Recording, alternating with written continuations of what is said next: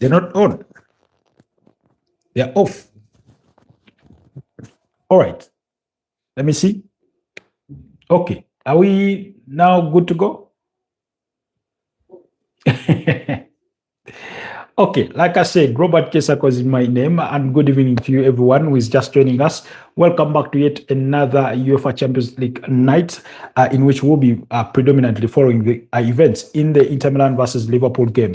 Unfortunately, Inter Milan have had to go into a forced substitution, withdrawing Hakani Chananolu for Zelinski there. For I don't know whether it's been an injury, but Hakani Chananolu has had to pave way for Pietro Zelinski in this game. I'm not sure that's what Christian Chivu would have loved for this game tonight, but it is what it is. So for those of you that are just joining us, I do come to you live from Kampala, Uganda, where it's 13 minutes past 11 p.m. East African time, and I say welcome to the Football Tribe UG channel. Robert Kesakos is my name, and if you're new here, please consider subscribing to the channel, but also like the broadcast and help support what we do. It's a football channel. We get to follow, footballing events all across the world, with major emphasis on some leagues, of course, there. And tonight is a UEFA Champions League night when we do come to you live. Do let me know what your predictions are for Inter Milan versus Liverpool, Barcelona versus Eintracht Frankfurt. There are games that did finish earlier on, with Bayern Munich beating up against Sporting CP by 3-1. I caught that game late due to power challenges towards the tail end of it, while Olympiacos beat up against, I think, Kairati Almaty in the earlier fixture by 1-0. So our prediction, I think, had been a 5-1 victory for Bayern Munich, but they could not make the they could not make it 5, but nonetheless they were still able to win that game by 3-1. And of course, goals did come from Serge Gnabry, Leonard Karl, and Jonathan Tah there for Bayern Munich, while the only goal for Sporting CP was an own goal from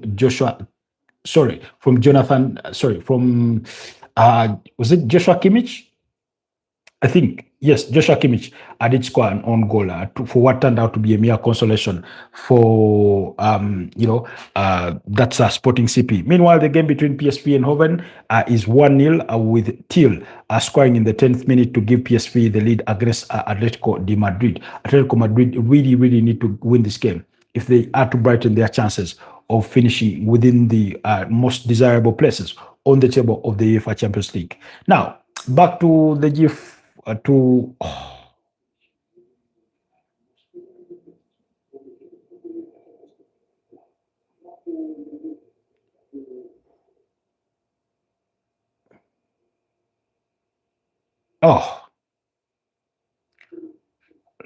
Martinez with a very reckless bit of a challenge on Andy Robertson.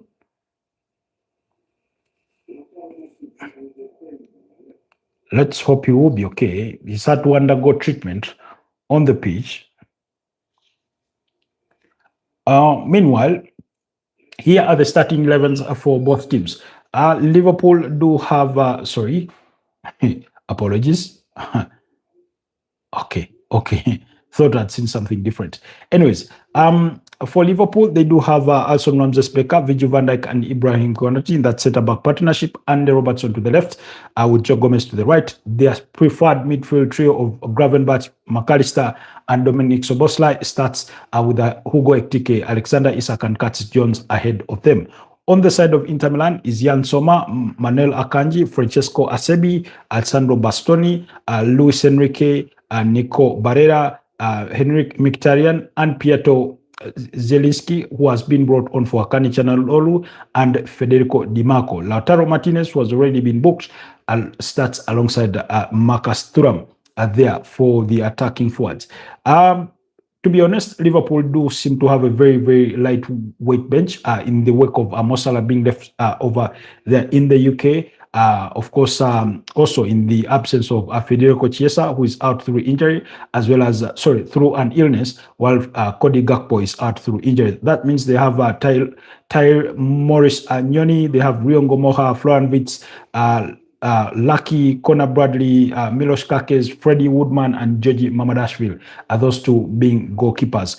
Whereas on the side of Inter Milan, they do have players like Francesco Pio Esposito, they have Angie Boni, Andy Diouf, David Fratesi, Peter Suksic, they have Matteo Koichik, yes, Jan Besic, Carlos Augusto, Stefani De Vigil, among others. So Inter Milan do have a better bench there compared to Liverpool.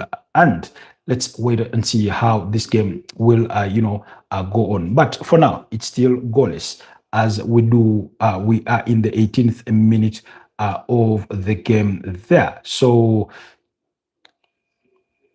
but for those of you that are just joining us, do not, I would care to hear what your predictions are for this game. Do let me know what your predictions are for this game. Do let me know what your predictions are. Apologies. you know, okay. All right.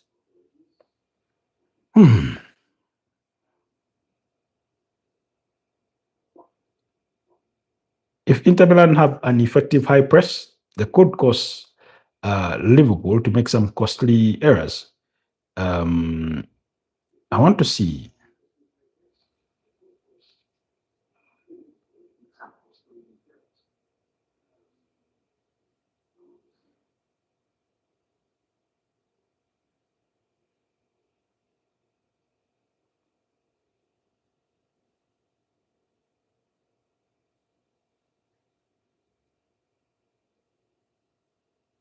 Curtis Jones are forcing Jan Sommer into a brilliant save. Can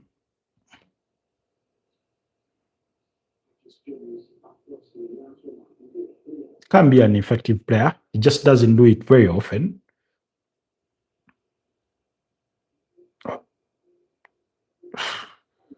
Gravenberch also forcing Jan Sommer into a save, going from distance.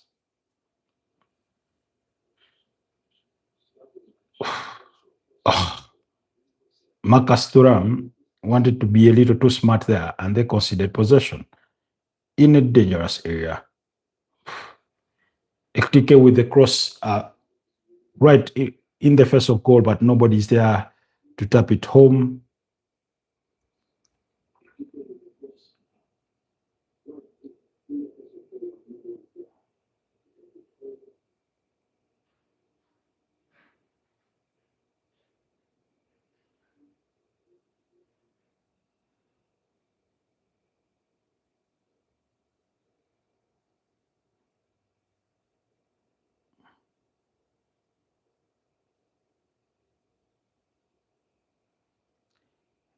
Henrik Mkhitaryan, Jonathan Teal, sorry, not Jonathan, but it's Teal with that goal.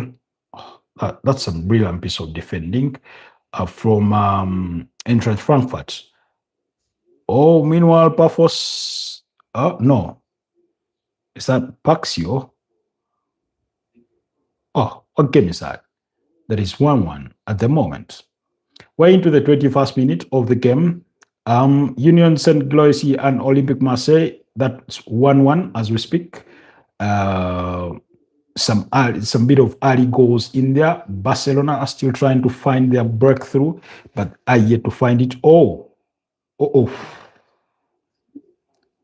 nearly fell so well for Dominic Szoboszlai earlier on in the 20th minute. Curtis Jones showing you that moment where he sort of dances through that midfield, sort of in front of the 18 yards box and going for a goal from distance there.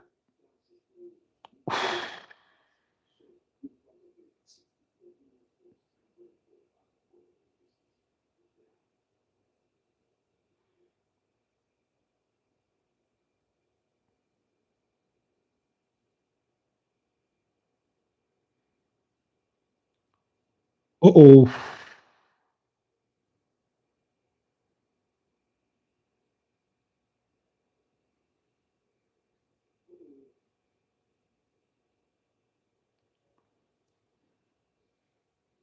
Liverpool pushing for that breakthrough. It is still eluding them. It is still eluding them.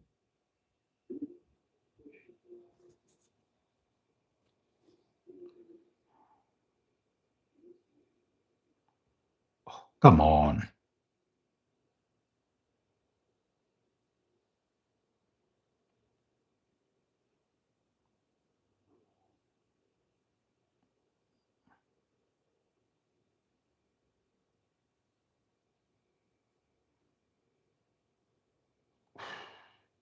Almost sliced it well in the right area. Andy Robertson. Oh, it's a goal. Frankfurt have a goal against Barcelona.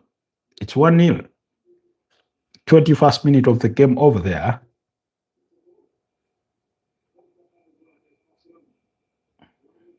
Be interested in seeing or in knowing how this one went in, but you'll have to give me a moment. Please also bear in mind that my internet feed is a couple of seconds slow.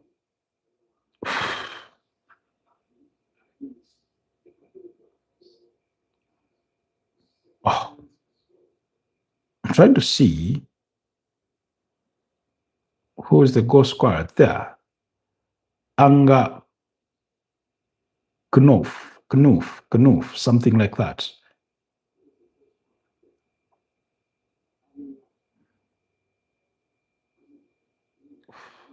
Oh, that was a brilliant pass. Oh, a match Johan Garcia would do. I remember Frankfurt at the Camp Nou, the Spotify Camp Nou.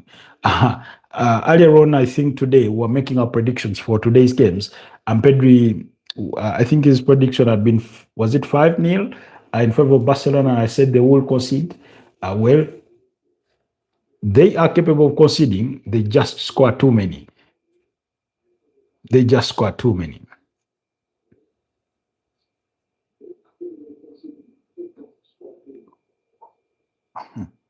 They may struggle to keep a clean sheet, but they do not struggle to bury balls into the back of the net.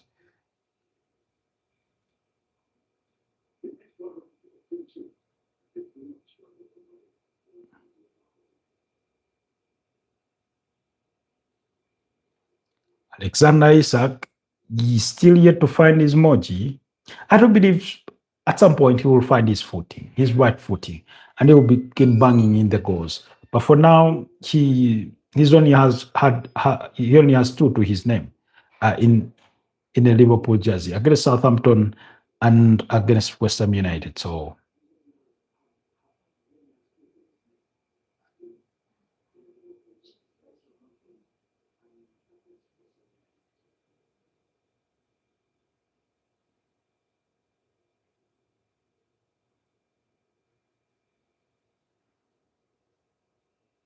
you'll remember that French referee that looks like Leandro Trossard. I think he's called Clement something.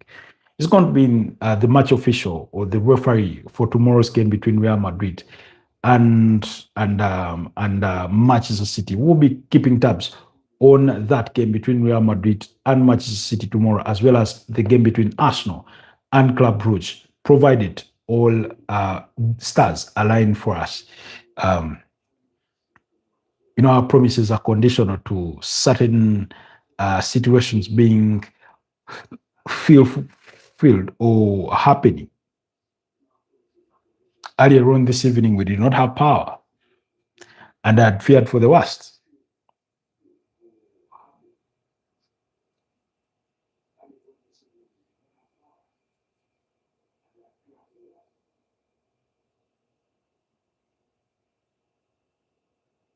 Chelsea have a goal against Atlanta, so they are leading that game by 0-0.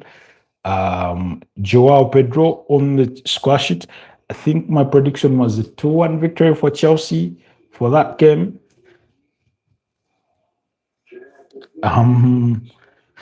27 minutes played here, and Inter Milan are yet to have an attempt on Liverpool's goal. And to be fair, Liverpool have been the better side in terms of how they fight to win the ball back. although both teams have played a couple of loose passes within their midfield, and they will need to correct that or to cut that out as soon as possible.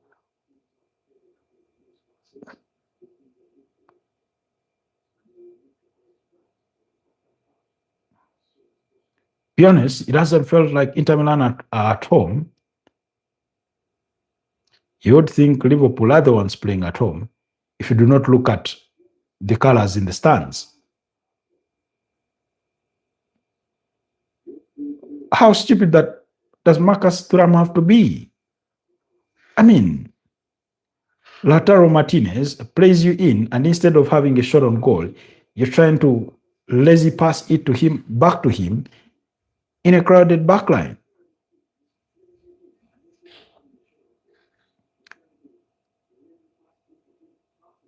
And I'm thinking to myself, you've got to do better than that. You can't be searching for a goal and you're not going for that one. You're a striker. So show some ambition.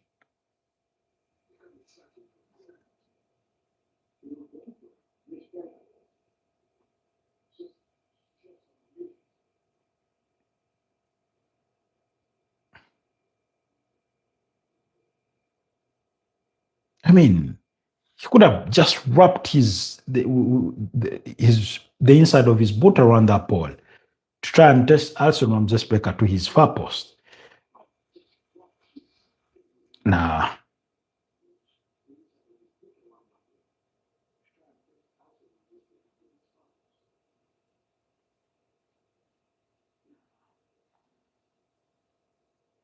The game is, if I'm being honest, it's not had the pace that I would have hoped it would have or that I would have anticipated it would go down with, really.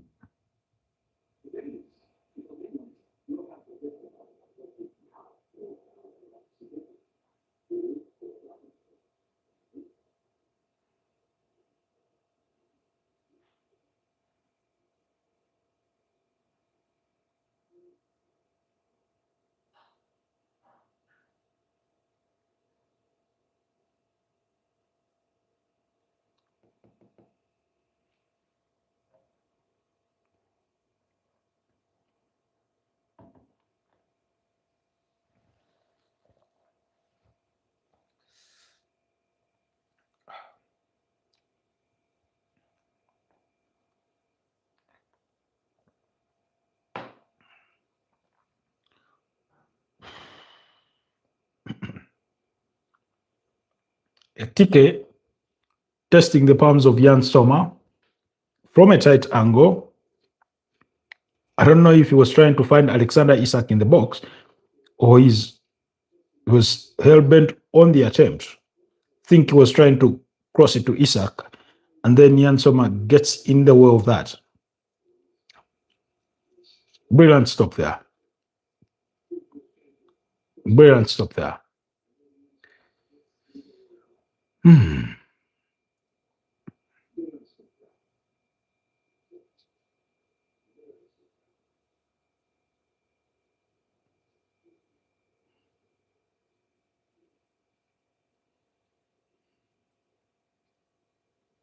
I think the oldest player in this Inter Milan side, Francesco Acerbi, could be injured here, been given a bit of a twist and turn by Hugo Ekitike, and his muscles may have given way.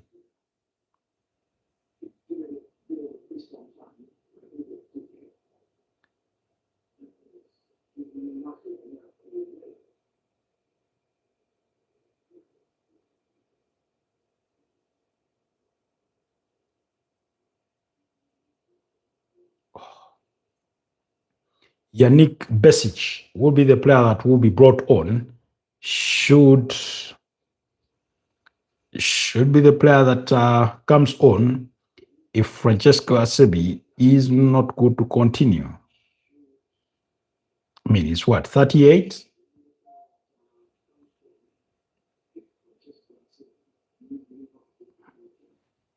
He's tempted a little bit of a trot there to see if his muscle is at it, but I do not think it's giving. I do not think it's giving.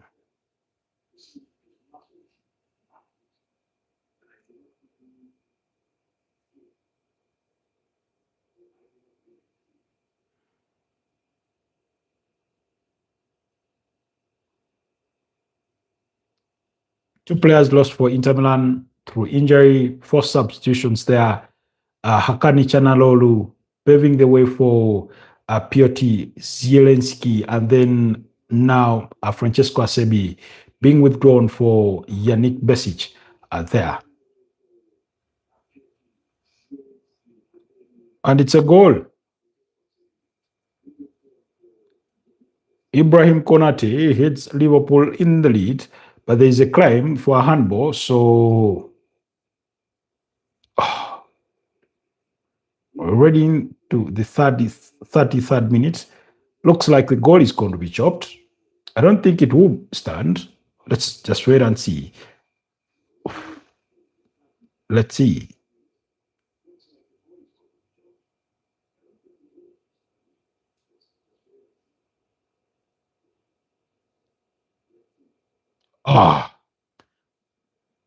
The ball hits Hugo Ekitike's hand on its way to Ibrahim Konate, so the goal won't stand. It won't stand.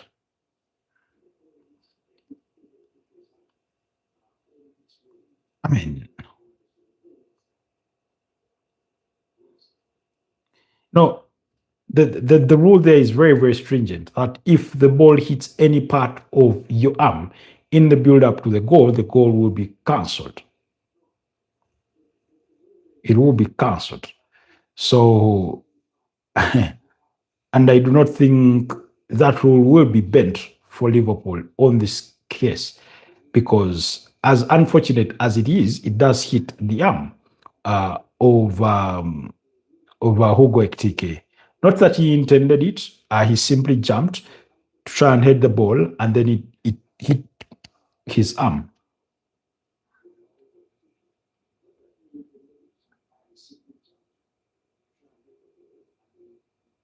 It's been a bit of a long check, if we're being honest.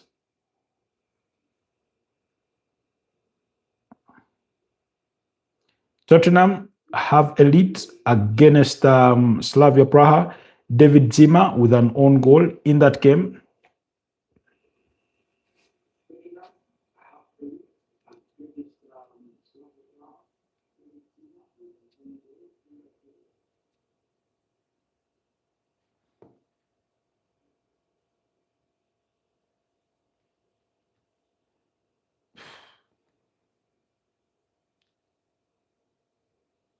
It doesn't have to be deliberate. It doesn't have to be deliberate. It's just a handball. It is what it is. It's unfortunate, but you can't give that as a goal.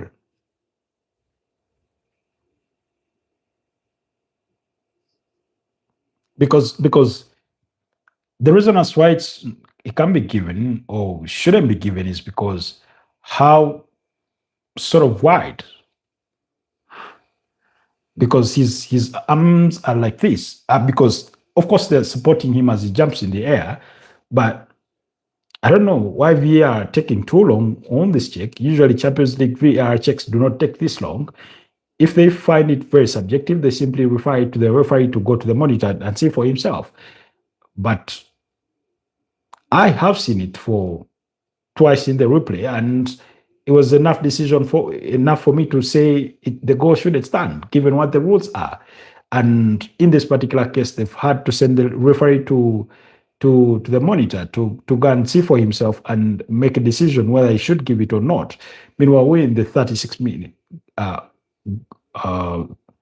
Atletico Madrid have restored parity against PSV, so that game is 1-1. I'm yet to find out who is scored for Atletico de Madrid, so I will let you.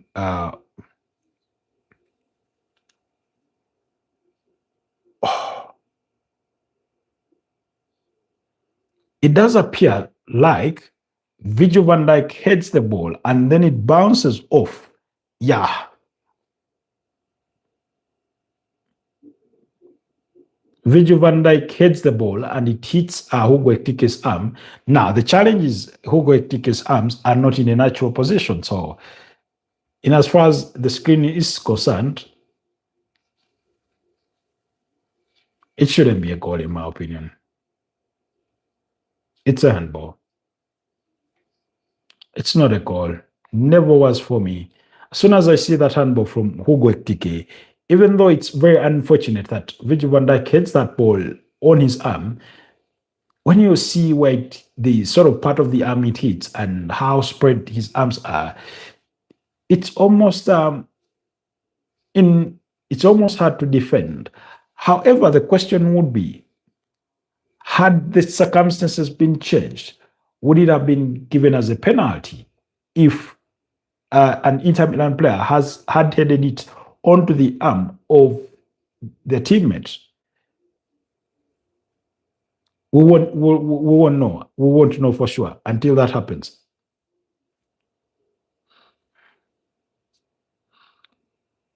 Oh, Julian Alvarez with the goal for their Atletico de Madrid to restore parity, and it's 1-1. 39 minutes of that game played. Chelsea still leading by a goal to nil against Atlanta. That goal scored by Joao Pedro. Barcelona still fighting to restore parity.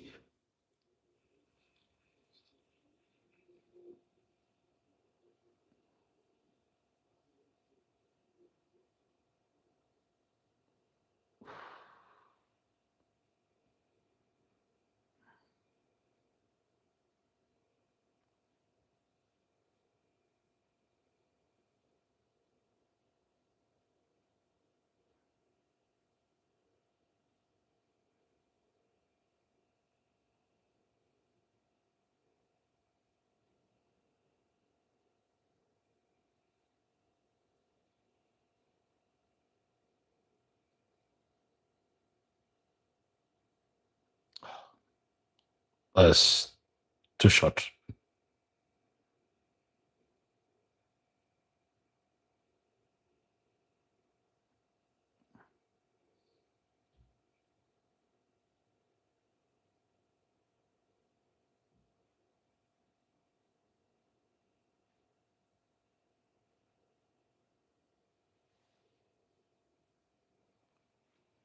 I have a bone to pick with certain fouls. And hear me guys out on this one, because it's something that I've seen on numerous occasions. And Hugo Ekitike has been booked for a foul on Marcus Thuram. Now, the reason that's why I have a bone to pick with this particular fouls is when you never see the player coming and you've already gone into action. Like, when you have the ball in your sight and then set yourself in motion to play the ball, and out of nowhere, the opponent comes from behind you and places their leg ahead of you, so that instead of smacking the ball, you smack into their leg. I have an issue with that kind of challenge, because the player playing the ball has zero idea that you've arrived.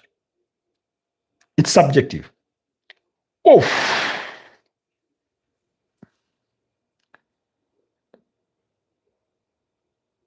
Nico Barilla.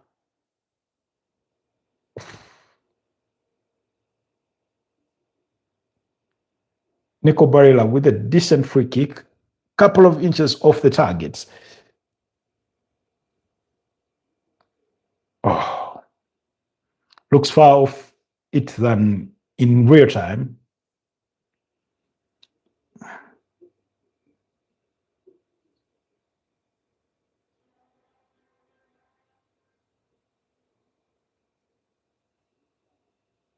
It's been a 50-50 to be fair. Liverpool have just had the better attempts on goal compared to, Inter Milan.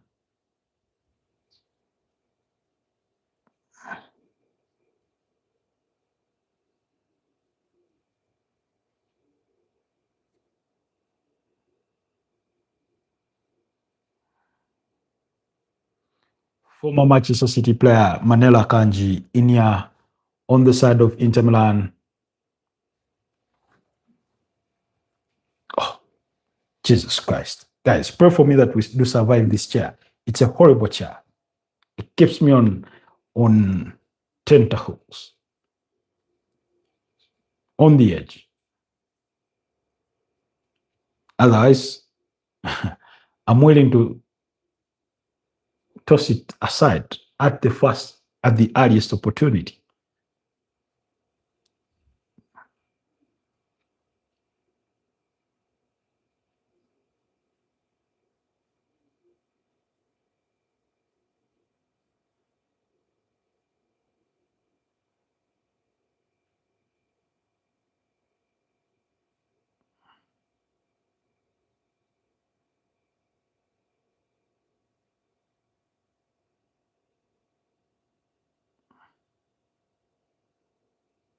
That should be a corner kick.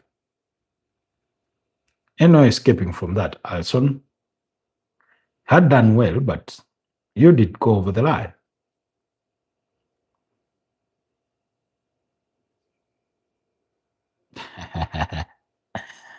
see what he tried to do there.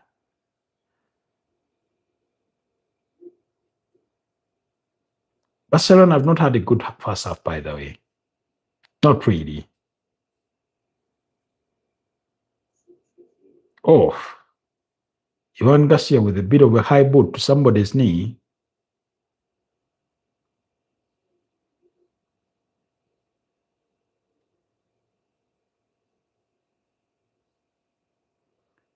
Eric Garcia will be lucky to get away with that one, because if it does go into review, he could be sent off. It was high. It was dangerous.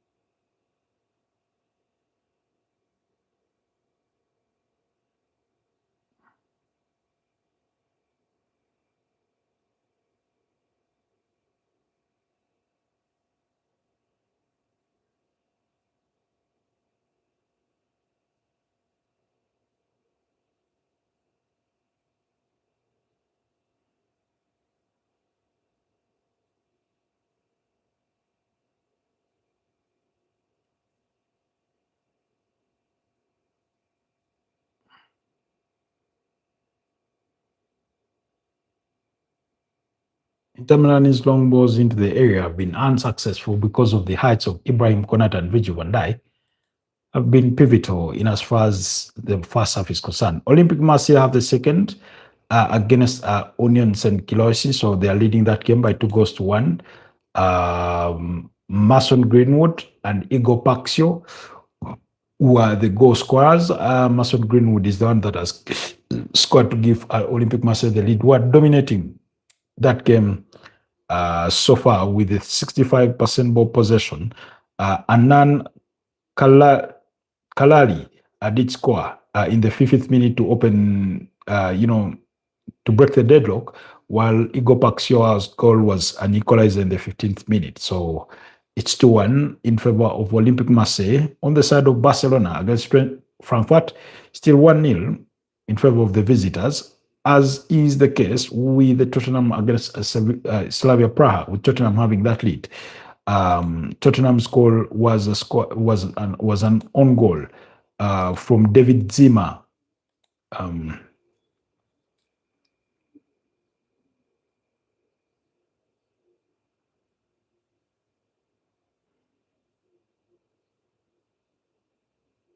For someone who predicted a 2-1 victory for Inter Milan, I have not been really encouraged. They have had to grow into this game, but I've not really been encouraged. They've hardly had any attempts on target.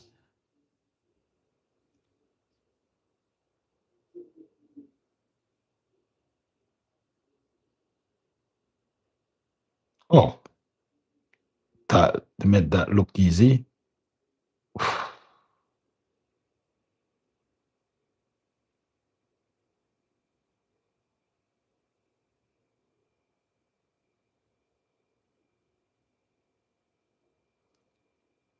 Tiki is such a good bowler, by the way.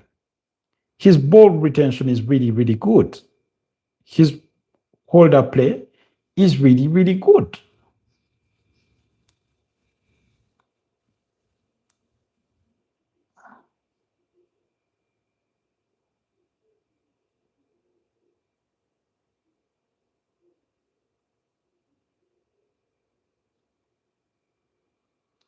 7 minutes of added time into that game between Inter Milan and Liverpool because of the stoppages we've had through injury, and then the VAR, long check for that goal that had been scored by Ibrahim Konate. That was ruled out earlier on for a handball in the build-up to it. So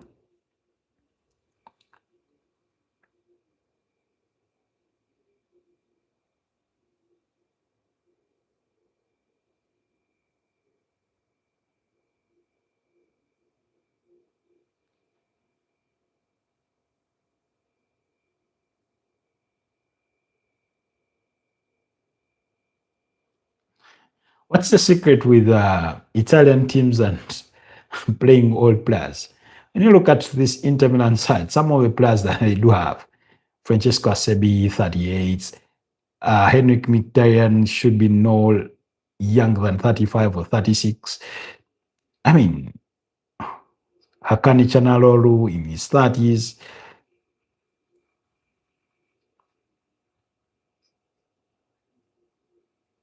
And it's something that they've done over the years. It's not like it started this year.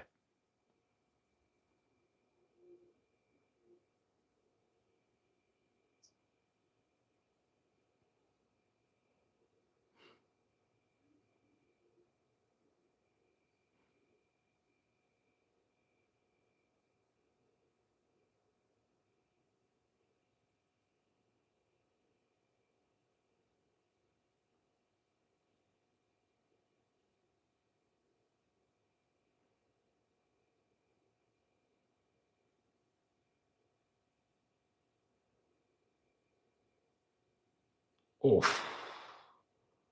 Frankfurt were close to making it 2-0 had that ball not taken a deflection.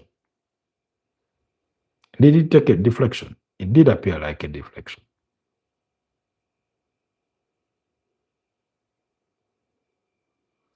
Milan have started to play with a bit of a high line. I don't know how long they can keep this up. But whenever they go in attack, their line is really, really high. From Liverpool, I'd be looking to counter them.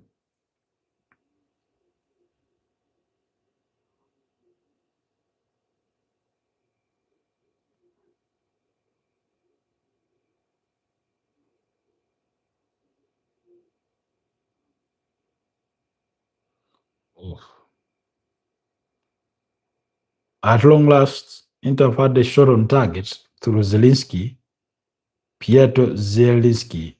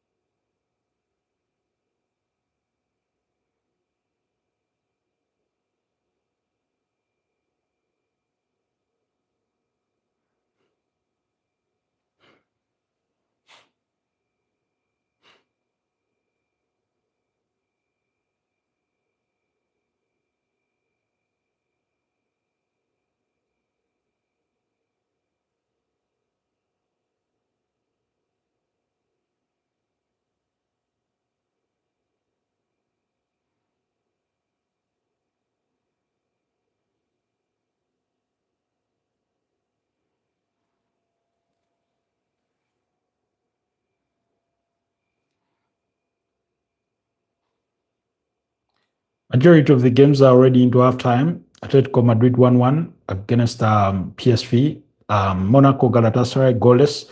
Chelsea leading by goal to nil against Atlanta. That goal by Joao Pedro. Marseille leading 2-1 against Union St. Cloisy. Barcelona behind by goal to nil. Tottenham Hotspur leading by goal to nil at halftime against Slavia Praha.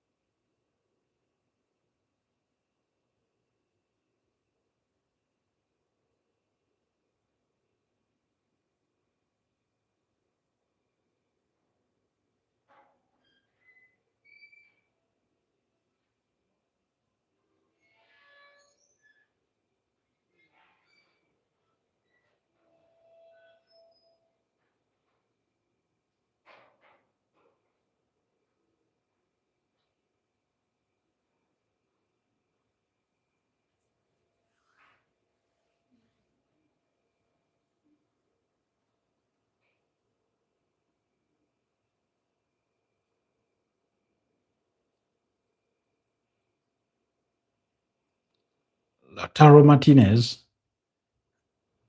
with a brilliant head at the tail end of the opening 45 minutes there, bringing Alson Ramses Baker to the test. I mean, I do not think we expected much difference from what we've seen. We've seen what has been a lack of dominancy, ultimately from either side.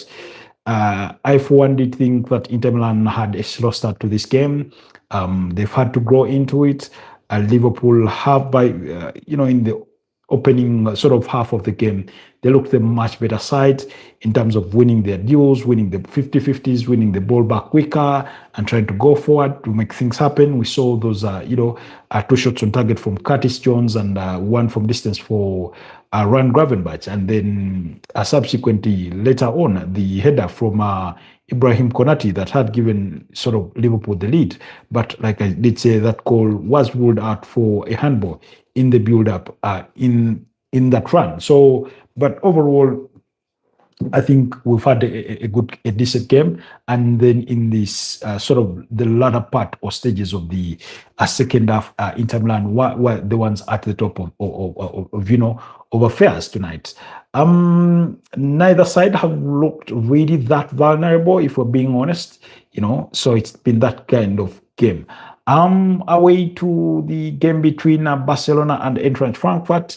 I thought that whereas Barcelona, expectedly dominated possession to the tune of 78%, they've not made much out of that because with all that dominancy, they've only had one shot on goal, on target, with 4 of them off target. I thought that Frankfurt, for a team that has conceded one too many goals in their recent fixtures in as far as the UEFA Champions League is concerned, including conceding 3 against Atlanta in their last league outing, fixture in the UEFA Champions League, including conceding 5 against Liverpool. I think there's a time when they conceded, how many was it? Was it 6? I mean, they've looked much better, in that first half. However, I'm not one to quickly rush to the conclusion that they will get something ultimately out of this game, because even against Atlanta, those goals, the 3 goals they conceded, came in a space of 5 minutes. In the second half, that was Ademola Lookman in the 60th minute, Ederson in the 62nd minute, and then Charles de Cateleria in the 65th minute. So they can sort of fall off quite quickly in an unexpected turn of events. Hey, I watched you other live. Oh, okay. Helena Slays. Hi, Helena. Where are you joining us from? Kindly remind me. I seem to have forgotten. Your name does ring a bell, but I seem to have forgotten when I first, had it last. But it's a pleasure to have you on the broadcast. Kindly do me the absolute honor and favor and like this podcast. But also, if you haven't already done me the honor, go ahead and click that subscribe button so far. Anyways, we are following the updates from the UEFA Champions League. Speaking of the UEFA Champions League, we've gotten some injury updates in as far as the Gunners are concerned. Unfortunately, Leandro Trossard and Declan Rice did not train with the rest of the team, as didn't William Saliba. It's being reported that William Saliba and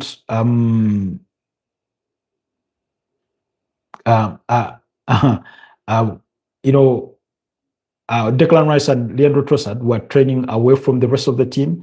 They were going through their indoor duels, a bit of lightweight. We saw that Leandro Trossard had just returned from injury. He was a youth substitute that came against Aston Villa. Came on after halftime, scored the equalizer, and then eventually was withdrawn later on in the game. Really. And then you have Declan Rice, who we saw go off in that game against Brentford with what appeared to be an injury, was able to make it back for the game against Aston Villa. But again, you could see that he wasn't the usual fully 100% fit Declan Rice. It's sort of taken a toll on him, given the recent many games that Arsenal had to play, because he's one of those players that have been playing at a really, really high tempo and things like that. Then also, for William Saliba, I mean, it's been what, 10, 11 days, with Mikel Arteta telling us on numerous occasions that it's a matter of days, and I do not know whether those days will eventually be 30 days or they're going to be 14 days. But from what we do gather is that he is not part, or he won't be part of that game against Club Brugge in as far as things go. I want to read you the exact quote, I think, earlier on, as put out by, I think it was Fabrizio Romano, who, excuse me, brought that to light. Okay. All right. Yes, William Saliba, he said William Saliba, Declan Rice, and Leandro Trossard will be absent for Arsenal tomorrow. Again, I don't think I'll be too worried in terms of what it means for Arsenal in their starting 11, because for William Saliba, he's been out for a couple of games. For Declan Rice, my opinion there is simple: play Christian Nogard. I think I'm looking forward to doing a video about Christian Nogard and why Mikel Arteta is not playing him. I have a few theories. None, like I said, they're theories, not based on insider information or something, but based on what I've observed so far this season. And then for Leandro Trossard, I think again it's precautionary. And he's just returned from injury. Do not rush him into overplaying. Rest him. And see if he can be back for the game against Wolverhampton Wanderers.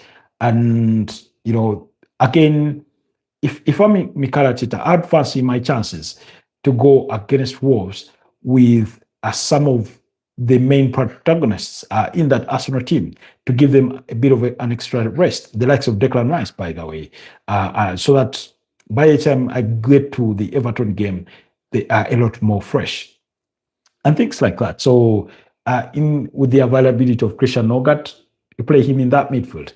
Mikel Merino, Martin Odegaard, Ethan Nwaneri, those are players that can play for you there. For the game, particularly tomorrow, I mean, why not play Ricardo Carafiori in that centre-back role? Alongside who? I don't know. Jurriën Timber?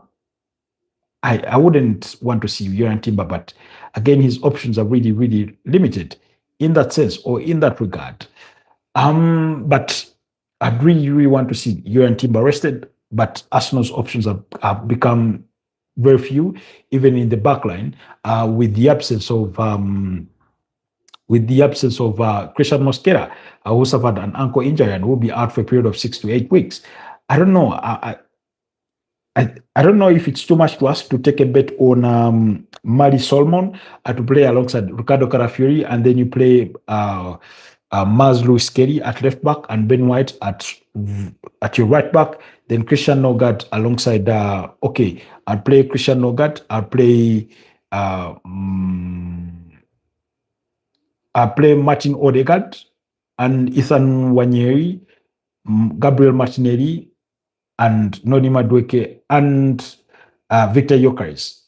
Of course, I'll bring some of these players like Zubimendi on the bench, so that if I feel that my midfield is looking a bit lightweight as far as the first half is concerned, I can take off maybe Ethan Nwaneri, and then I play inserting Martin Zubimendi to play alongside Christian Nogard, as Martin Zubimendi to play as the number 8, and then Odegaard advances in the 10, and things like that. So to try and find a bit of, to try and manage game time for some of these players that have played a lot of minutes. Again, if you've noticed, majority of Arsenal players that have played a lot of minutes, not just this season, but if you date it back to even last season, have been suspect to, to many injuries in as far as this season is concerned, or to injuries already, or players that did suffer injuries at some point last season have been culprits in suffering injuries again this season.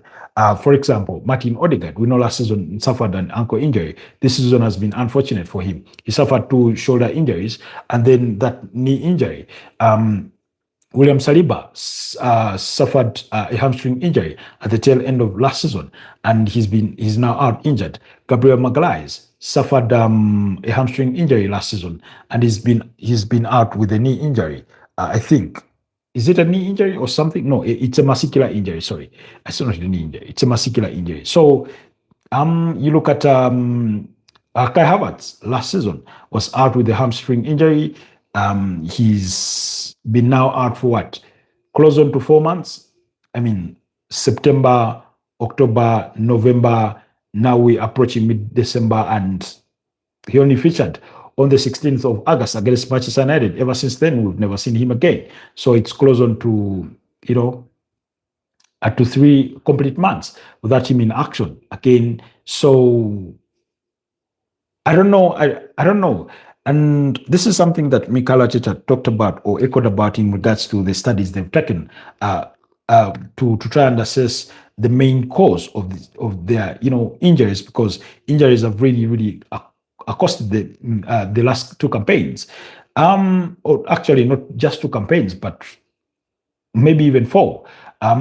Really. So, and this season doesn't appear to be any different. Now, of course, for some of the injuries have seemed to be non-contact injuries. So, for example, we do not remember Kai Havertz's contact to bring about that knee injury. Noni Madueke, I think it was a bit of a wrong step in that game against Manchester City, and he did not return for the second half. Then, excuse me. Then you look at which other player? For Martin Odegaard, those shoulder injuries were not really were just a bit of bad luck,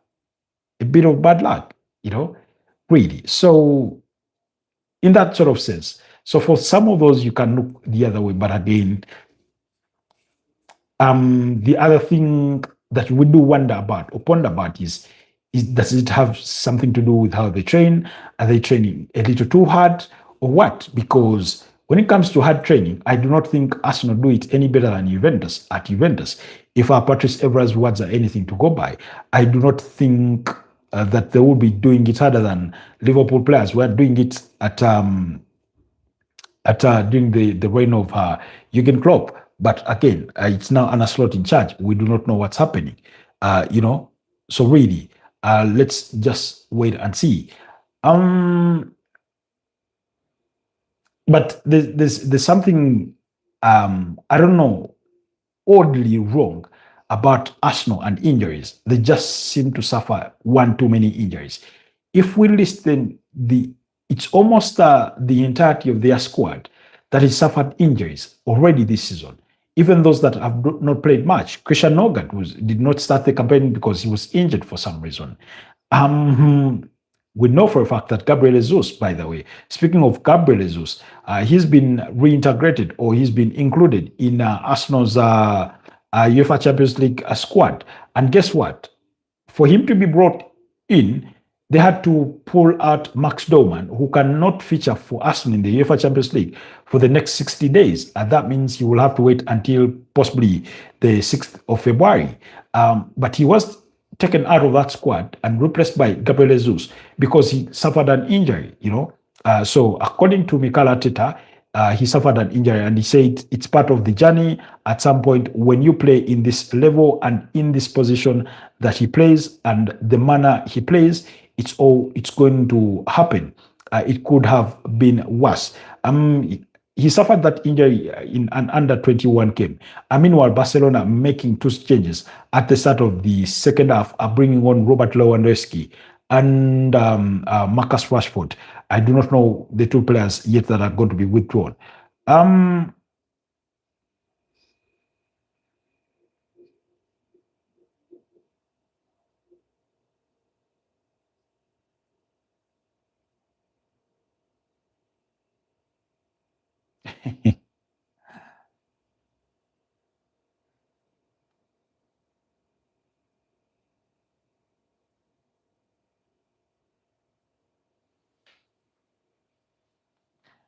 So, anyways, they've made those changes at Barcelona. So that means, Jesus Christ, they're going to have four attackers on the pitch because Rafinha is still on there, Lamine Yamal is still on there. You bring on Marcus Rashford and and Robert Lewandowski.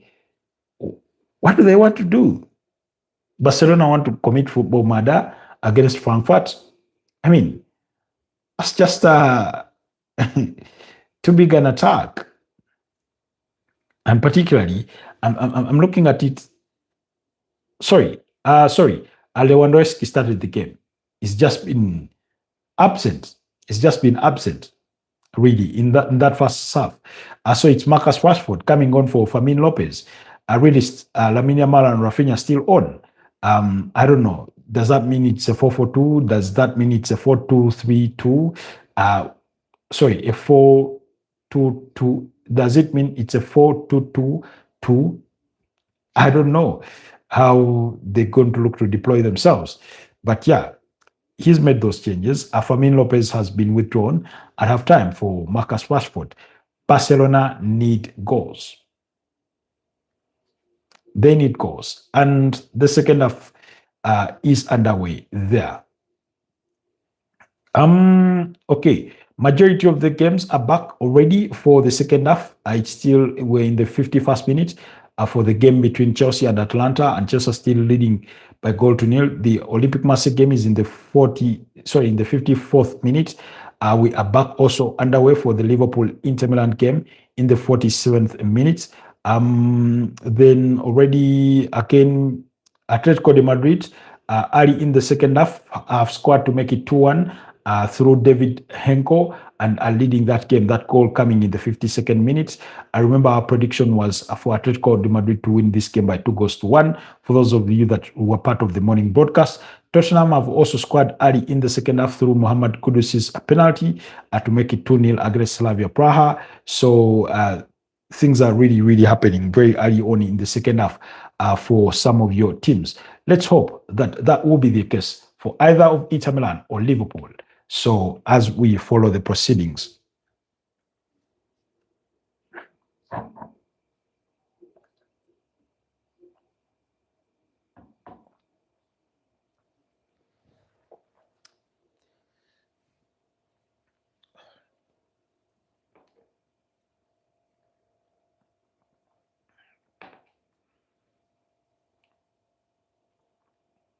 Oh,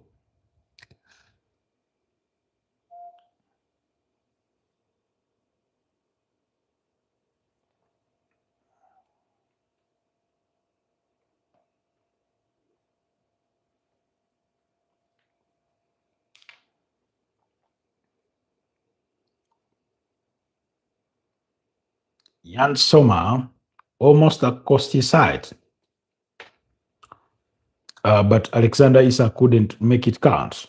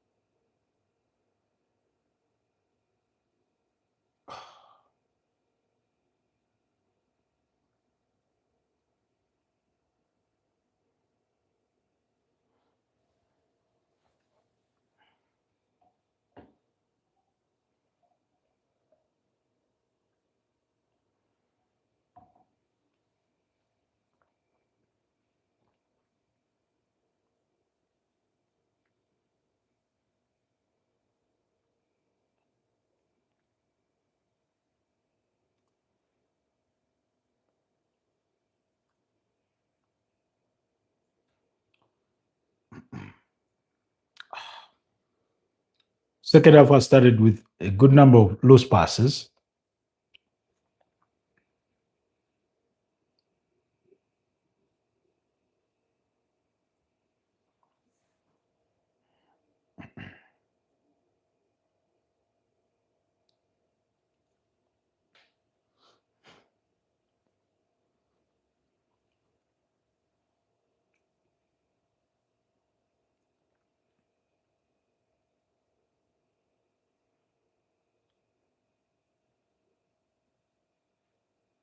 Oh. You should do a bloomer. Okay. Let me see. Helena says you should do a bloomer. Blockets. What's that? Not familiar. I'm not familiar with the term, Helena.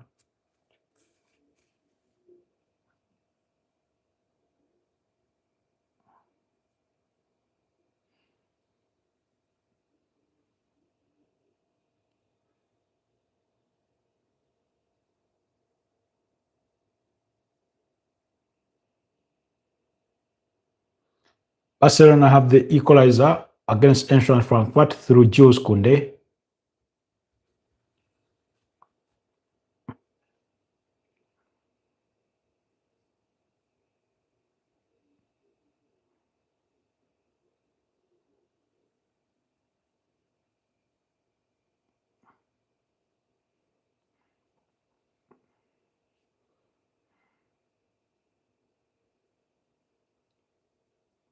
Oh, is that Marcus Rashford? Is that close? Yep, Marcus Rashford with the assist, floats in across inside that area, and Jules Koundé gets his set to it, and Barcelona 1-1. It's a game that people on live can join. Oh, okay. Okay, thanks for the suggestion. However, I'll be very candid with you. I'm not much of a gamer. If there's anything that at some point I decided to distance myself from, were games, because I realized they draw me in. Once I enjoy them, they draw me in. It almost becomes like an addiction. So it's the reason as why I've tried to keep my distance with them. Then at some point, although I managed to handle that, but it felt like the way I was handling series. If I started watching a TV show or series or that kind of thing, and I got hooked, really, so many tasks would slip through the cracks just because of that. So I can imagine myself if I were to start gaming. I understand people love it. It's a passion for many. I understand the enticement around it, but for me, I do not think I can control myself when it comes to some of those things.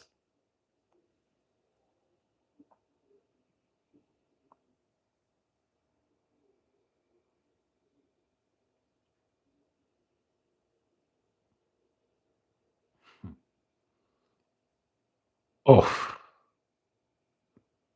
Lamine Yamal equally trying to pull his own strings to make things happen. Mind you, my prediction for this game was for Barcelona to win 4-1, and it's 1-1.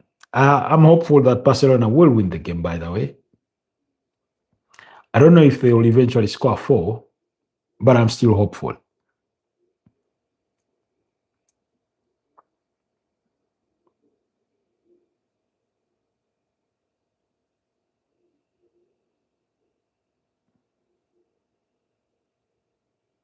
Yeah, it's 2-1 for Barcelona.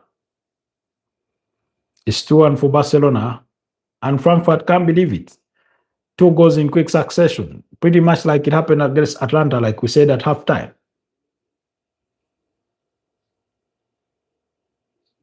It's Jules Koundé again. I mean, it started short corner kick. Ball is passed, I think, to who floats in the cross? Was it Lamine Yamal? Yeah, Lamine Yamal. Frankfurt don't deal with it. Somehow Jules Koundé gets he said to it, and it hits the back of the net. It's 2-1. If they keep conceding at that rate, it could be more than 4, by the way.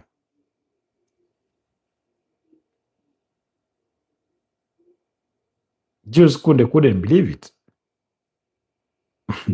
Not the kind of guy that scores often, but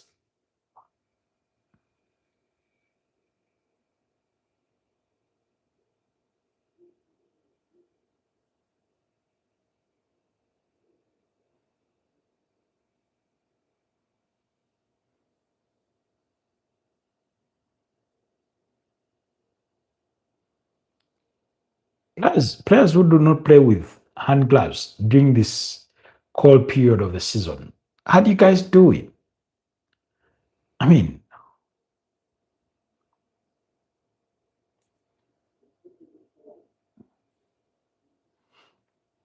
it reminds me of Thierry Henry when he said he was being mocked by Arsenal players when he joined.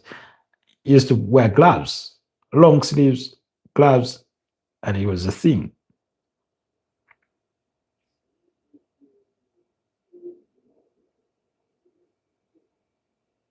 They're called weather gloves.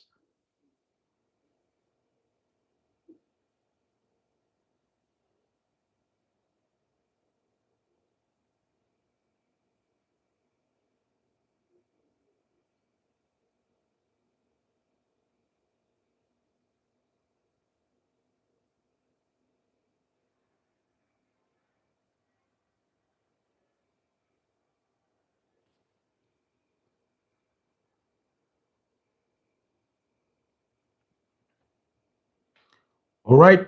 Olympic Marseille have the third against Union Saint Cloisy, Mason Greenwood with the other goal. So that's a breast for the former Manchester United star. Atletico de Madrid a 3-1 against PSV. Alexander Soroth on target there. Yep. Monaco Galatasaray is still goalless. Atlanta have an equalizer against Chelsea through former West Ham player Gianluigi Scamacca.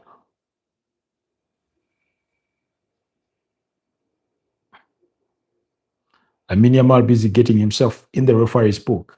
Tottenham continue to lead by 2-0. So we only have two games that are still goalless, and that's the game between Monaco and Galatasaray, as well as the game between Liverpool and Inter Milan. We're into the 57th minute of that game.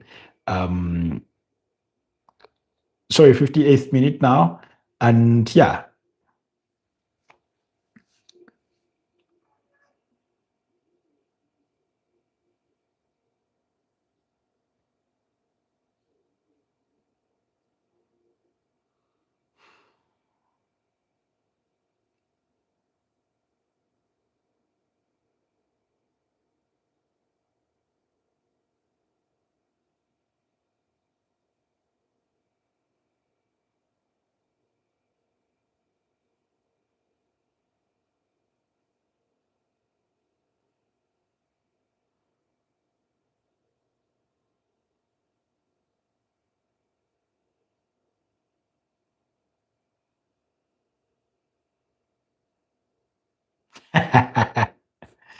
uh, Mkhitaryan booked for his pull on Dominic Soboslai. And the commentator said, do play rugby in Armenia.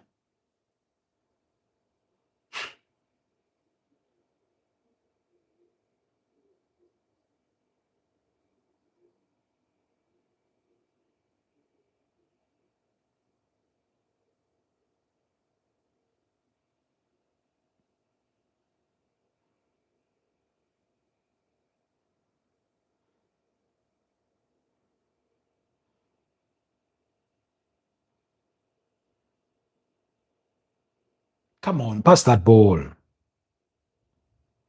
At hesitation.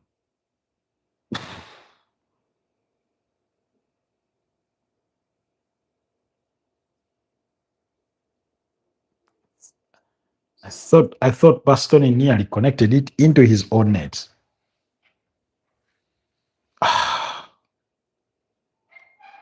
Andy Robertson with the cross, trying to find Alexis McAllister.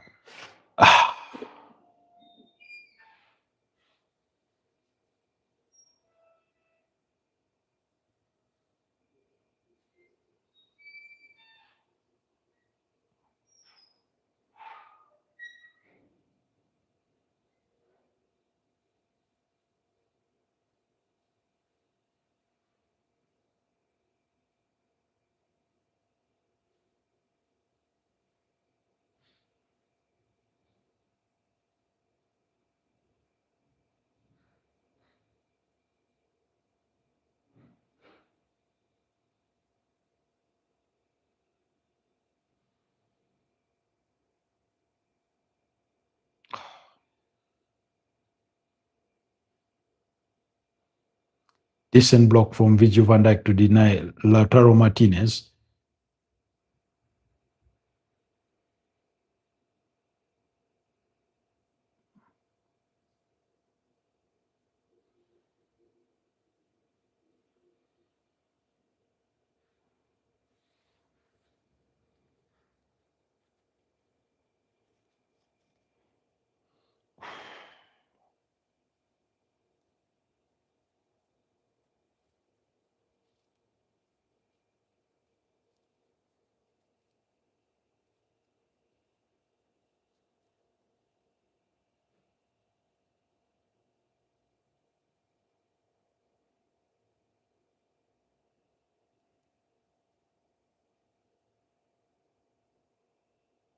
How was that a foul?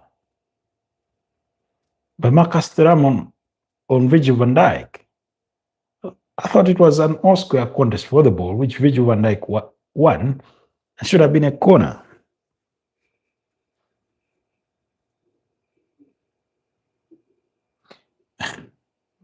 Liverpool have completed 302 passes. Inter have completed 301 passes.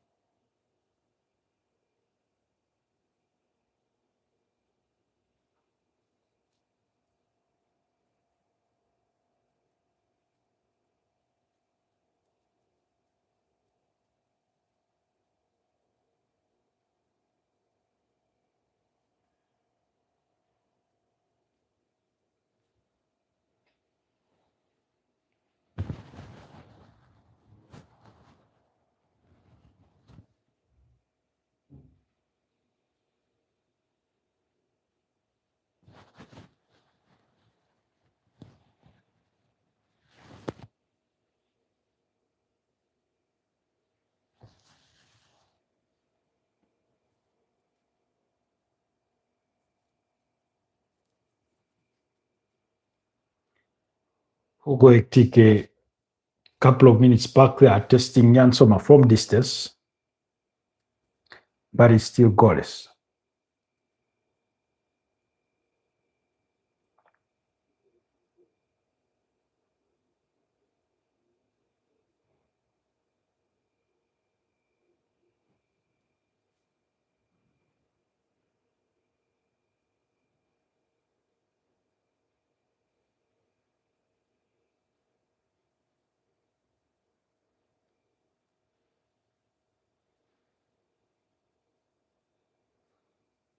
I don't know. I don't think.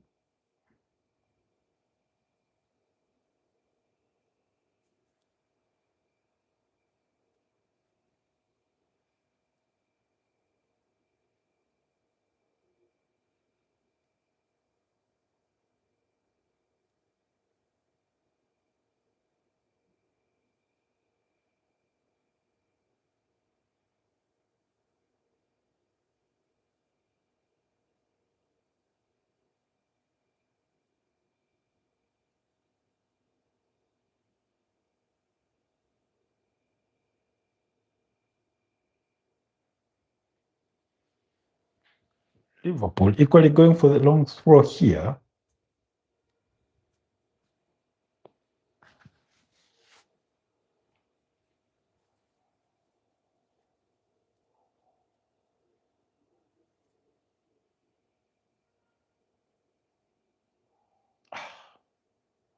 slightly behind.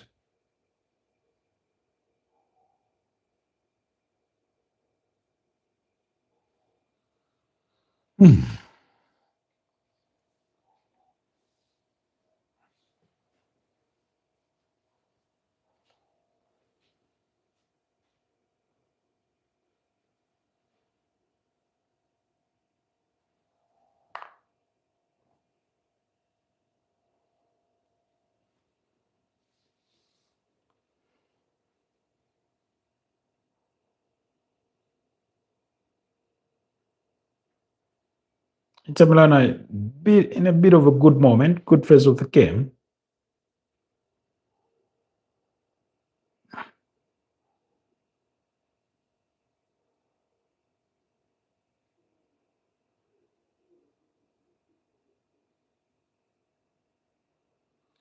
Barcelona making more changes, bringing on Frankie de Jong and I think Ferran Torres.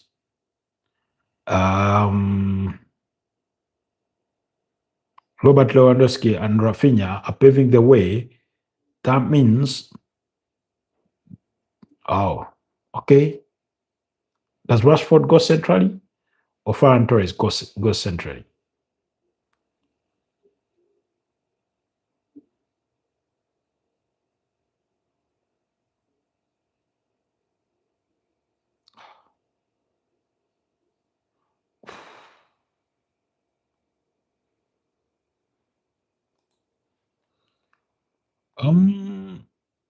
Monaco have the breakthrough against Galatasaray. That goal scored by Florian Balogan in the 68th minute. Union Saint Gilloise against Olympique Marseille is 3-2. Annan Kalali with the other.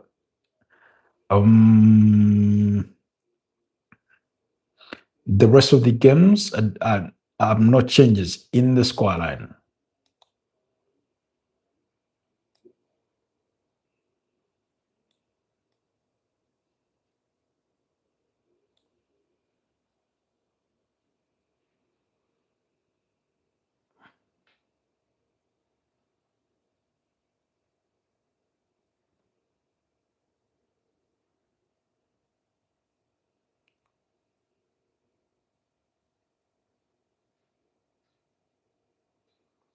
Liverpool bringing on Conor Bradley and Florian Wirtz for Joe Gomez.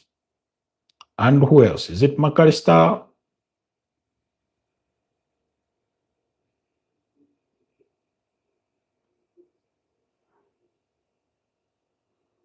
But Isak is paving the way for Wirtz. That means Ekitike goes centrally and Wirtz goes to the side, or Soboslai, one of the two.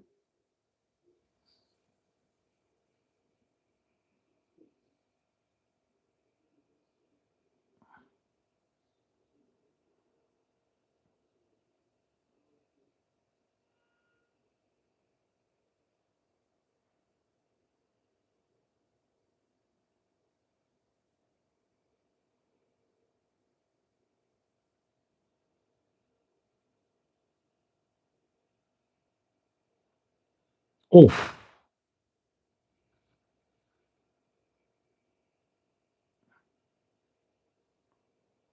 Inter had their teeth in their arms for a second. With the Ekitike's shot are blocked.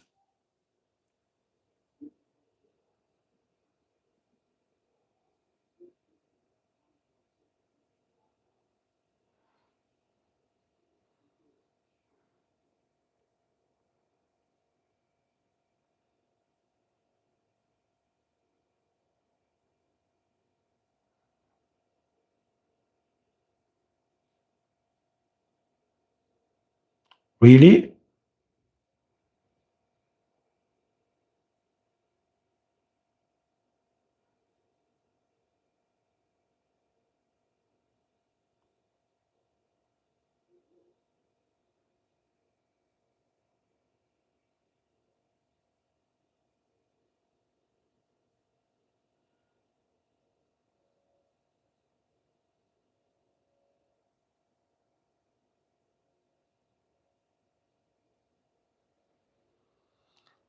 Oh, didn't get that call.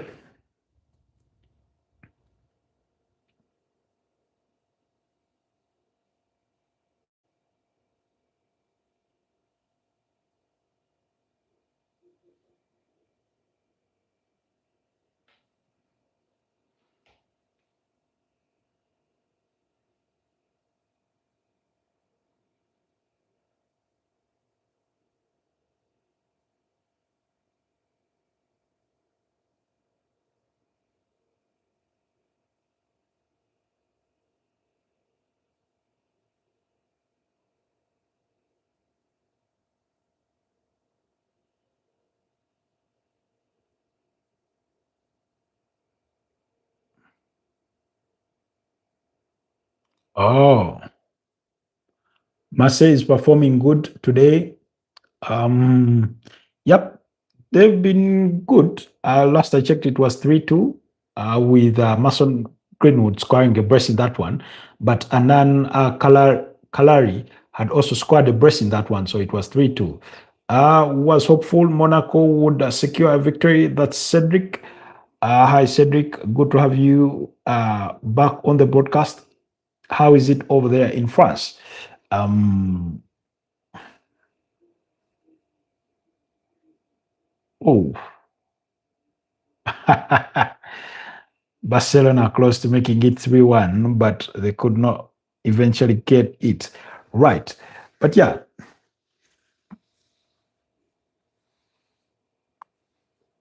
they could not get it right. Good to have you back, Helena.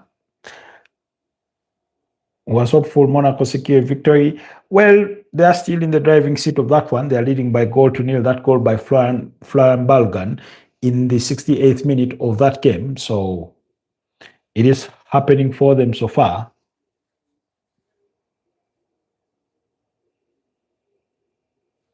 Oh, Jesus Christ. It's too hot thing around here.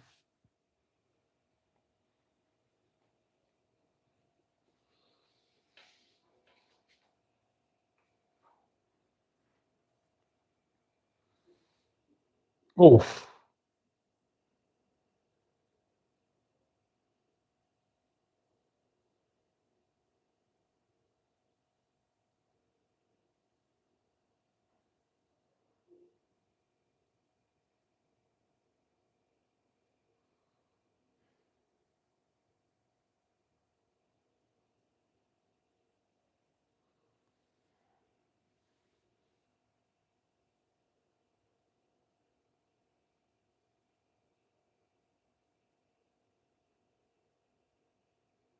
ah.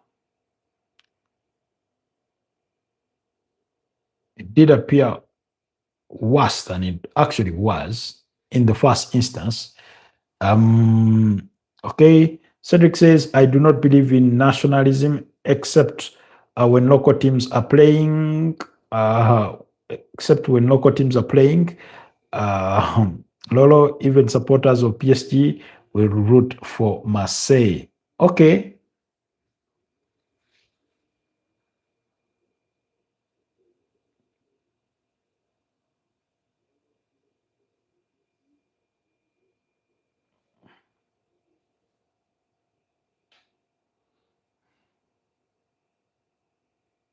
I mean, I just enjoy the game of football as it is. Although usually I would love the underdog to be the better performer on any given day. Something about the underdog that seems encouraging sometimes. For example, that game that Barcelona leading by 2 goals to 1, it was 1-0 at halftime for Eintracht Frankfurt, and you would have hoped that they could hold on to that, but they're just not that side, really.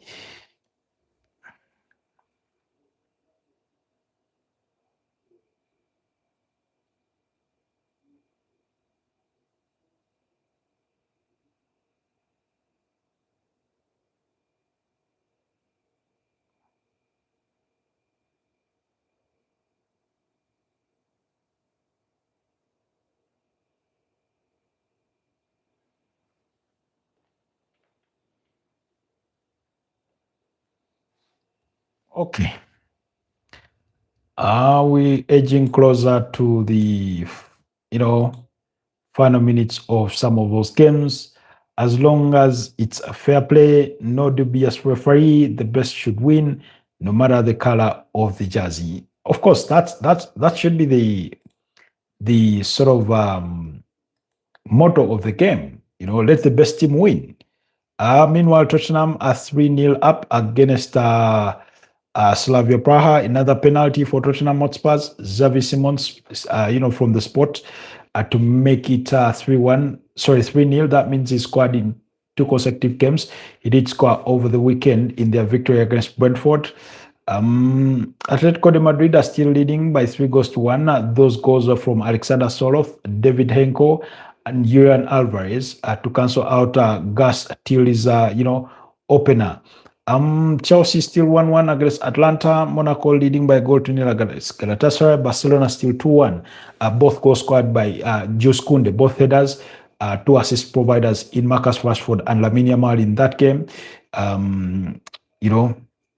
That game is into the 77th minute. We are into the 76th minute here. So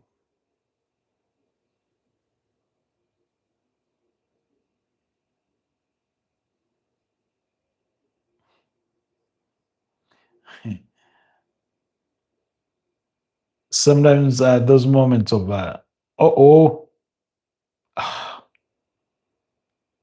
too far for Ekitike to run to and too close for Yan Soma.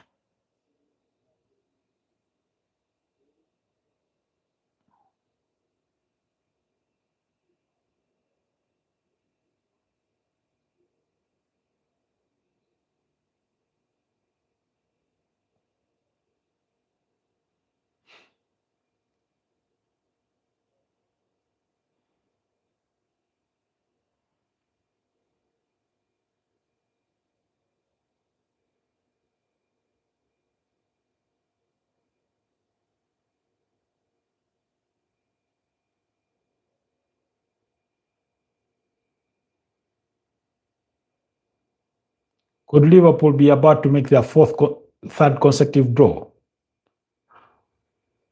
Because they've drawn the last two games in the Premier League against Sunderland and against Leeds. And now here we are, and it's still goalless. Let's see. Could they conjure up something?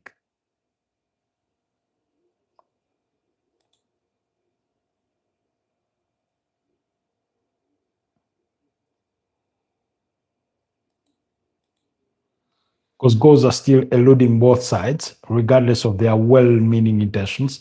Like I've said, so far there's not been much difference between the two opponents. It's been a bit of a 50-50 going at it.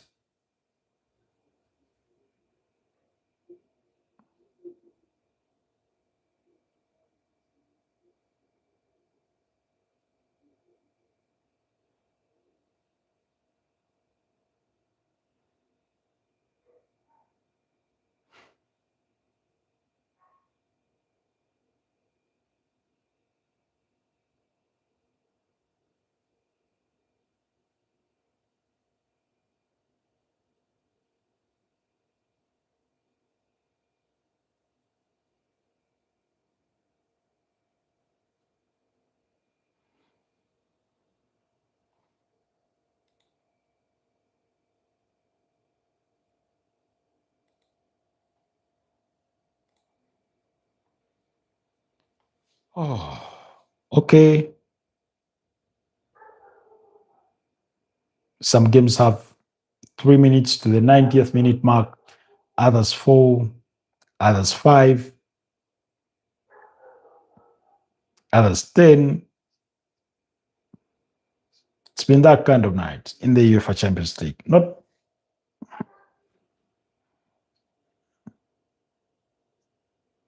Could one of the sides nick it at the tail end of it here?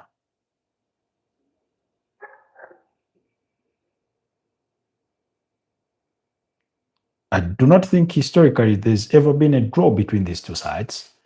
Liverpool have won the tie, 3 times? Inter winning it once? One more goal and Simeone loses. Really? Yep. It is 3-2. Ricardo Pepi in the 85th minute. And somehow a game you had in your full control becomes edgy, gets to a nervous finish. You know,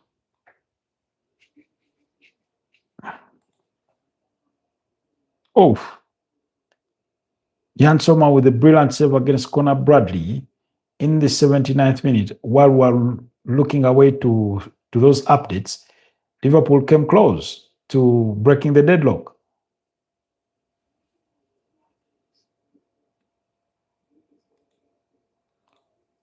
Yep, 83rd minute, Charles de Cateleria, they are scoring to make it 2-1 in favor of Atlanta. I mean, Jesus Christ. If you watch Chelsea dismiss Barcelona in that 3-0 thumping at Stamford Bridge, you would not believe it's the same Chelsea playing today. If you watch that Chelsea against a 10-man Chelsea for the better part of the game, against Arsenal, that 1-all draw, you would not believe it's the same Chelsea. There's been a huge drop off in recent weeks.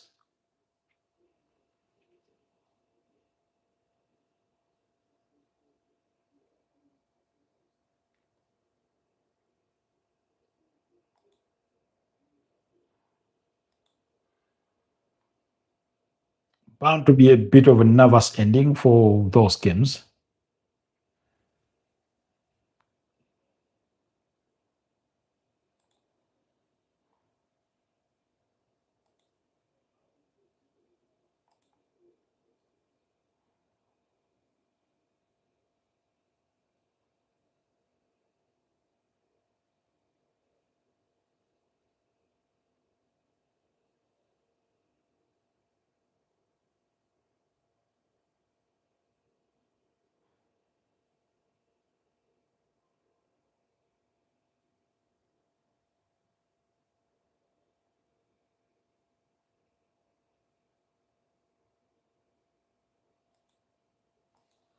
Inter made three changes: Marcus Thuram, DiMarco, and Mkhitaryan going off for the likes of Carlos Augusto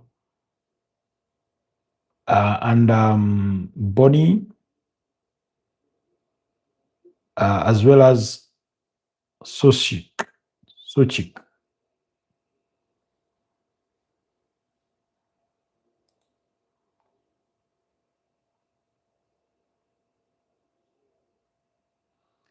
The Tottenham Hotspur game is in the 90th minute, as is the game between PSG away into stoppage time for Galatasaray and Monaco, as is the case with Marseille and Union Saint-Gilloise. Okay, I'm really surprised by Liverpool this year. How surprised are you by the fall off, or that they are not worse than you had anticipated? Which is which? Because I, for one, did not see this meltdown, sort of drop off from Liverpool after the kind of transfer window they would have had.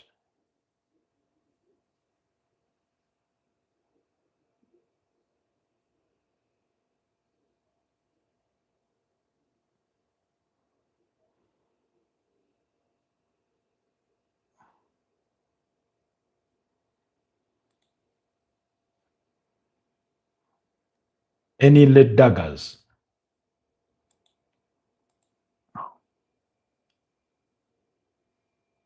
I mean, I expected there to be pressure on Anna Slot, given how they had sort of behaved in the transfer window, but I did not think that they would sort of have this drop off that they've had in the Premier League, particularly losing as many as what? As many as 6 games.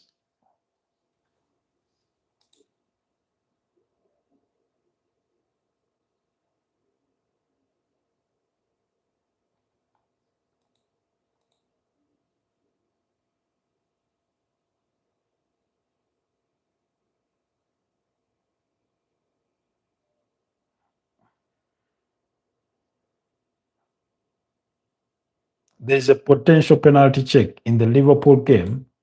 Bastoni pulling Frankfurt when I don't think he needed to.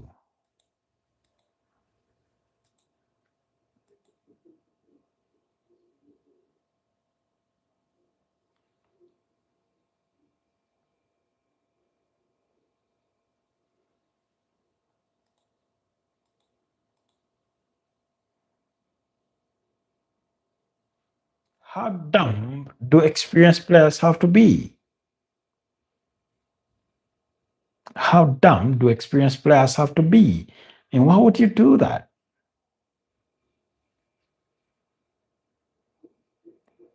It's going to be given. A cook is going to be given.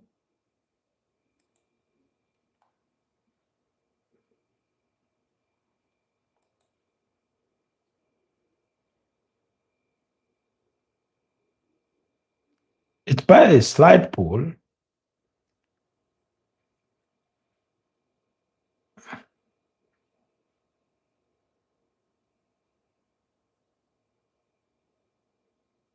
It's a slide pool.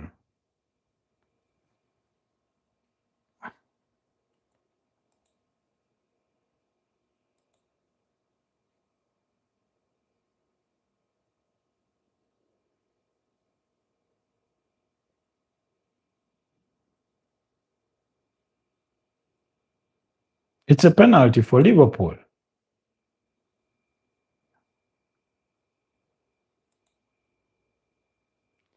Can they make it count? That's a big question.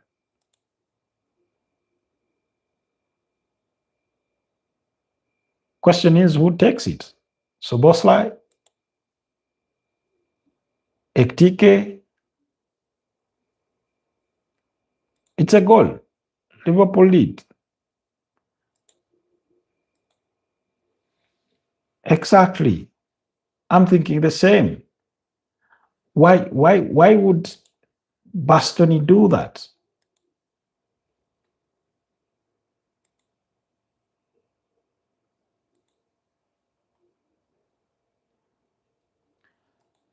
Liverpool lead by goal to nil. Penalty from Dominic Soboslai, and I mean, Bastoni will only have himself to blame.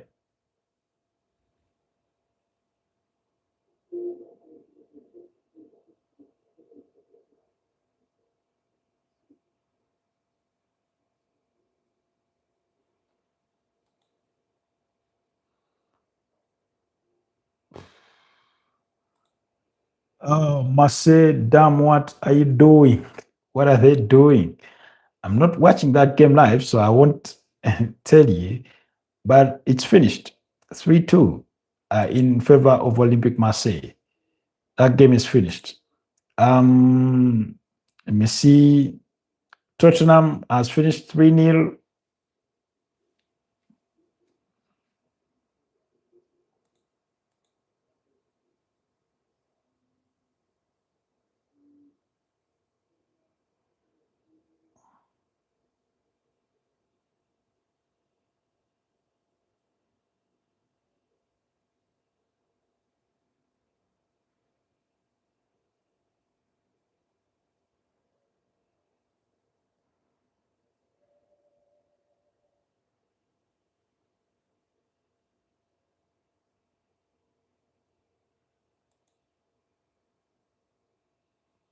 He did score against Leeds in the 80th minute, and then in stoppage time, his goal was cancelled.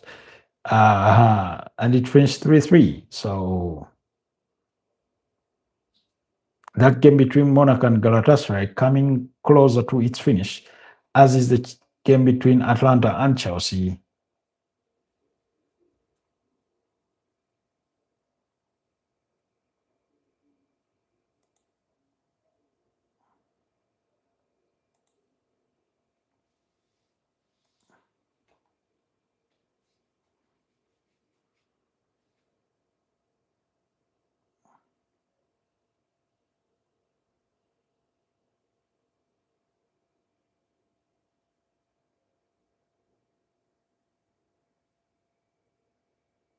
Liverpool doing finally in the right direction. Well, we'll see.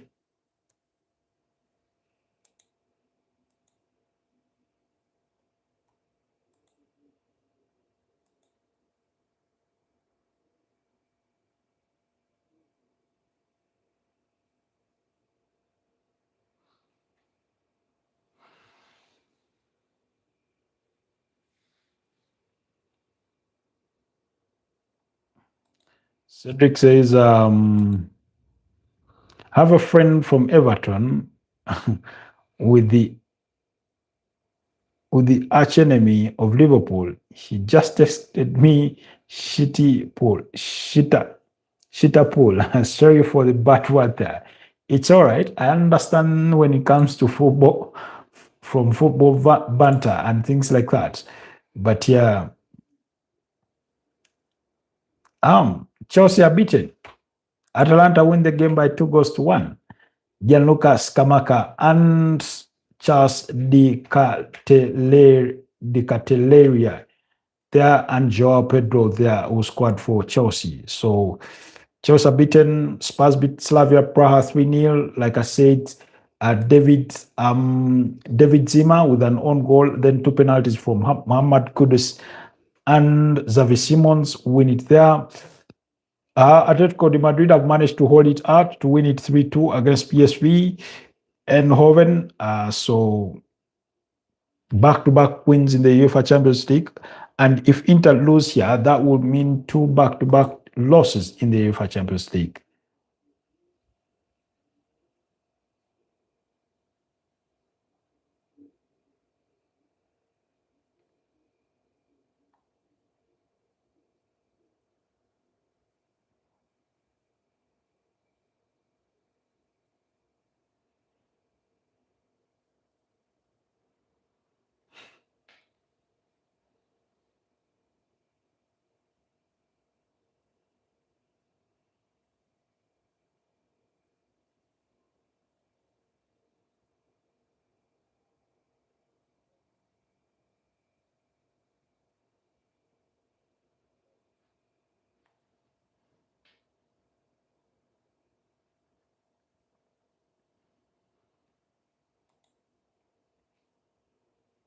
Yep, Monaco see it out against Galatasaray, win that game by 1-0. That goal by Florian Balogun. In that one, Florin Balogun. I hope that's the right pronunciation. It's a bit of a tongue twister for me. Barcelona are equally holding it out against Frankfurt. Oh,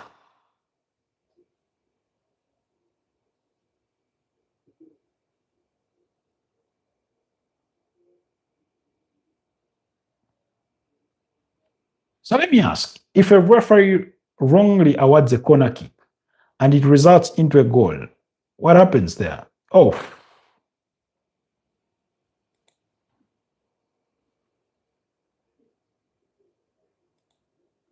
tomorrow Bilbao PSG heartbreaking is like both teams, but Paris is way above. Yeah, I don't think that's a game of equals. I don't think so. The only game of equals in regards to present day is Man City versus Real Madrid. I went once to Bilbao Stadium, San Mamés. Okay, how was it? Incredible stadium. Okay.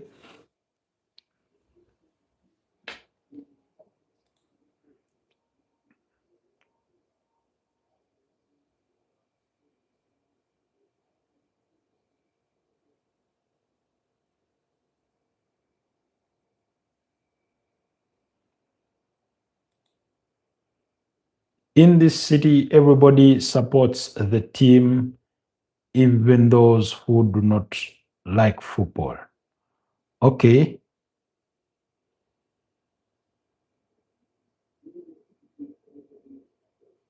All games are finished. Barcelona have seen it out against Frankfurt, winning by 2-1. I think they've competed much better than in their previous set of games. For Frankfurt, it's only the Liverpool game that is still active.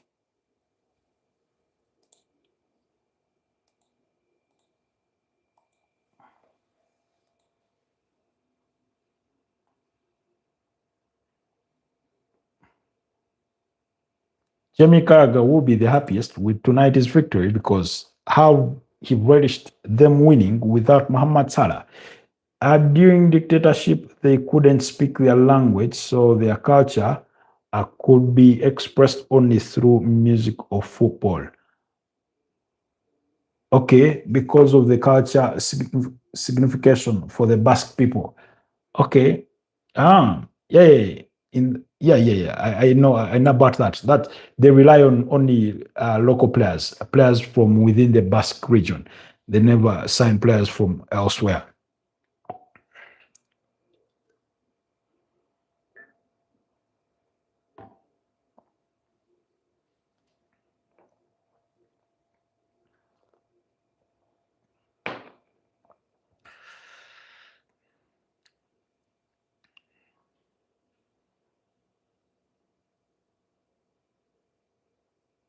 Yep.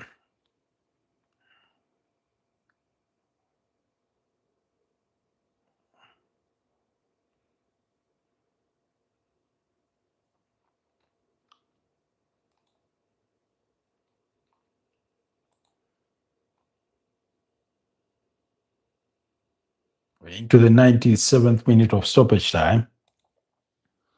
And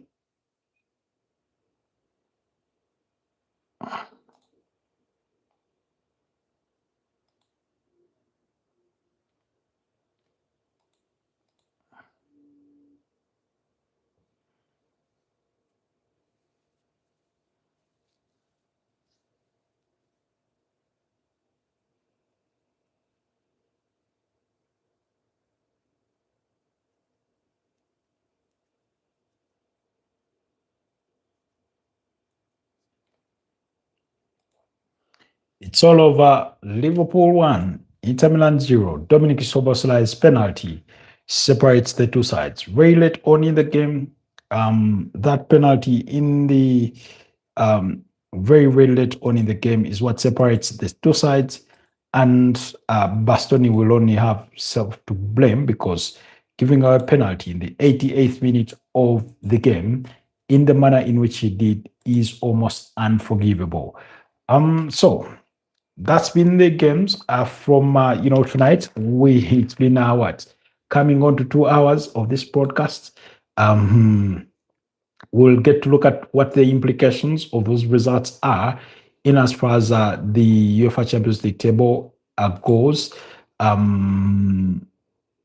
Perhaps tomorrow morning, as we also digest what's to come in as far as tomorrow's games go. Plenty of big action coming your way tomorrow. Copenhagen away to Villarreal. Villarreal is a very, very good, decent side. Qarabag up against Ajax. Qarabag have been a bit of a surprise package by their own performances so far this season. Remember, they led to the sacking of Bruno Lage at Benfica after which he was replaced by Jose Mario Felix Mourinho when they beat Benfica by 3-2. Benfica had taken a 2-0 lead in that game. So those two games will come at 8:45 p.m. Then at 11 p.m., Leverkusen will be at home against Newcastle. Manchester City, Benfica will be at home against Napoli. Club Brugge will be at home against Arsenal. Athletic Bilbao take on PSG at San Mamés. Juventus in Turin will be up against Pafos, while Borussia Dortmund at the Signal Iduna Park will be up against Bodo Glimt. Benfica need to win that game, not draw, but win. If they are to brighten their chances of staying of possibly qualifying for the playoffs, because they're still farther down from that. But they need a victory and against Napoli to see that by the time they head into the final two games of the group stage, everything will be in their hands. So that's what's happening. But following the results from today, Arsenal maintained their spot at the summit of the Champions League table, despite Bayern Munich earlier on winning up against Sporting CP, because Arsenal have a superior goal difference with 13. They've only conceded one goal this season. Inter Milan have conceded the second least amount of goals with 4 goals conceded, and 3 of those have come in the last 2 fixtures. They lost to Atletico de Madrid by 2-1, and today have lost to Liverpool by 0-0. That victory means that Liverpool now move up to 8th place. That means they are in the top 8. If the table were to finish like this, that means they would qualify directly for the round of 16. Then also, Atletico de Madrid have moved as high as 7th. Of course, do expect some of these table positions to change in the aftermath of tomorrow's games. So that's why I don't want to get too deep into it.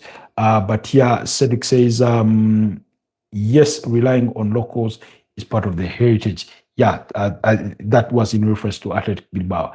Otherwise, you've been such a wonderful audience. Thank you so much, Cedric. Thank you so much, Helena. And thank you so much, every single one of you that has been part of tonight's broadcast for the last 1 hour and 56 minutes. You'll be such a great audience. Let's do this again tomorrow morning at 9 a.m. for the preview of the games that will be coming in the night for Wednesday's UEFA Champions League games.